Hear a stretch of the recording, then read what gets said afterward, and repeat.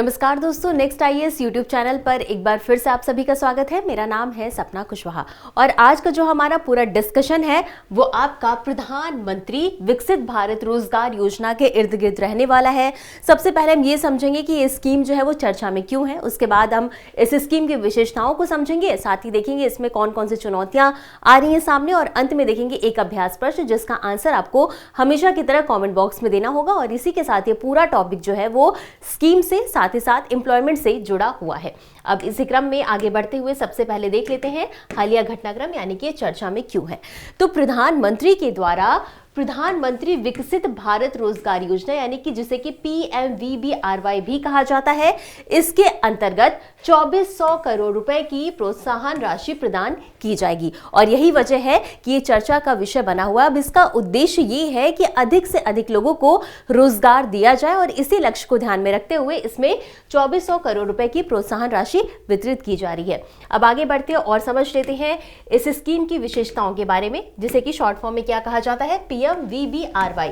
तो सबसे पहले हम समझेंगे इसका फुल फॉर्म। तो जैसा कि हमने आपको पीछे भी बताया कि प्रधानमंत्री विकसित भारत रोजगार योजना इसका फुल फॉर्म है। अब बात करते हैं कि ये शुरू कब की गई थी। तो ये शुरू की गई थी 1 अगस्त 2025 से और इसी के साथ ये श्रम एवं रोजगार मंत्रालय के तहत आती है। अब इसमें जो कुल व्यय का लक्ष्य रखा गया था वो 99,446 करोड़ रुपए रखा गया था और कार्यान्वयन अवधि जो है वो 2025 से 2027 की, यानी कि ये योजना जो है वो 2 साल के लिए 2025 से 2027 तक, जिसमें कि लक्ष्य रखा गया है कि 3.5 करोड़ से अधिक लोगों को रोजगार दिया जा सके। अब इतना समझने के बाद आगे बढ़ते हैं और समझ लेते हैं कि इस स्कीम का उद्देश्य क्या है। तो सबसे पहले हमने आपको यही बताया कि अधिक से अधिक रोजगार सृजन करना, यानी कि लोगों को अधिक से अधिक रोजगार मिल सके।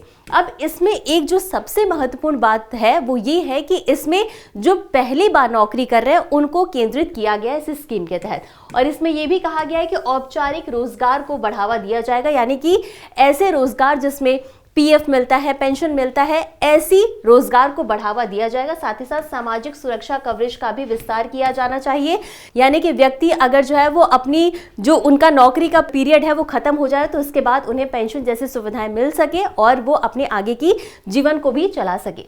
और इसमें जो विशेष रूप से विनिर्माण क्षेत्र पर विशेष ध्यान दिया गया है। विनिर्माण सेक्टर वो सेक्टर होते हैं जहां पर प्रोडक्ट बनाए जाते हैं, मशीनें बनाए जाते हैं। अब इस क्षेत्र में लोगों को ज्यादा से ज्यादा रोजगार मिलता है, इसलिए इस क्षेत्र पर विशेष ध्यान देने की बात की गई है।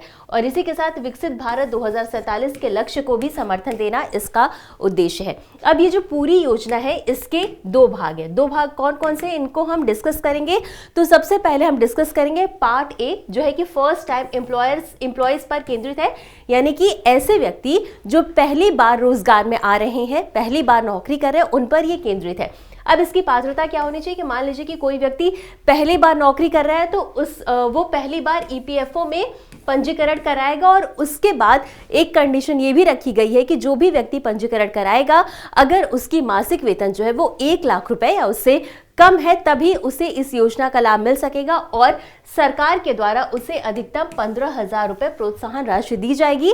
और ऐसा नहीं है कि एक ही बार में दी जाएगी, ये 2 बार यानी 2 किश्तों में ये राशि प्रदान की जाएगी। तो अब हम बात करेंगे पार्ट बी की। तो पार्ट बी जो है वो नियोक्ताओं के लिए प्रोत्साहन राशि दी जाएगी। इसमें इसका भी उद्देश्य सीधा सा यही है कि नए रोजगार सृजन को बढ़ावा देना। अब इसमें कंडीशन ये है कि मान लीजिए कोई नियोक्ता है, वो अगर किसी फ्रेशर को अपने यहाँ काम पर रख रहा है, लेकिन 6 महीने तक अगर वो लगातार काम कर रहा है, तभी उस नियोक्ता को प्रति कर्मचारी प्रति माह जो है वो 3,000 रुपए तक की प्रोत्साहन राशि दी जाएगी। लेकिन कंडीशन यही है कि 6 महीने तक लगातार वो व्यक्ति जो है वो काम करना चाहिए। अब इसमें कुछ चुनौतियां भी आ रही है। चुनौतियां कौन कौन सी आ रही है उनको भी हम समझ लेते हैं। तो सबसे पहला है फर्जी नियुक्तियों की संभावना, यानी कि जैसे हमने बताया नियोक्ताओं को प्रोत्साहन राशि दी जाएगी। तो ऐसी कंडीशन में क्या हो सकता है कि लोग, मान लीजिए कोई नियोक्ता, उसके यहाँ 100 एम्प्लॉई हैं और वो दिखा देगा 120 एम्प्लॉई, तो ऐसे में क्या है कि फर्जी अकाउंट्स की, फर्जी नियुक्तियों की संख्या बढ़ रही है।